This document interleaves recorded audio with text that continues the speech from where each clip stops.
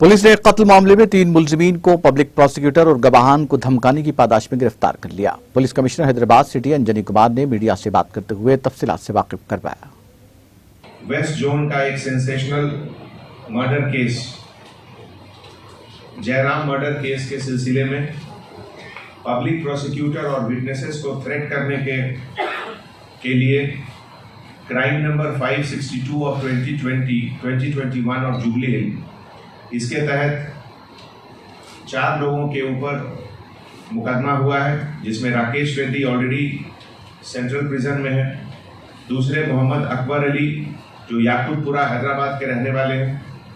तीसरे मंगैया गुप्ता जो मादापुर के रहने वाले हैं। एंड फोर्थ कत्तुला श्रीनिवास जो भीमावरम तालुक ईस्ट गोदावरी के रहने वाले हैं। इन लोगों की गिरफ्तारी हुई है। Thank you. नाज़रीन, हमारे टीटीवी न्यूज़ को सब्सक्राइब करिए, बेल आइकॉन को प्रेस करिए, शेयर करिए और लाइक करना ना भूलें। और किसी एडवर्टाइजमेंट से मुताल्लिक़ जानकारी के लिए हमारे इस नंबर पर कांटेक्ट कीजिए। हमारा नंबर है 9550102020।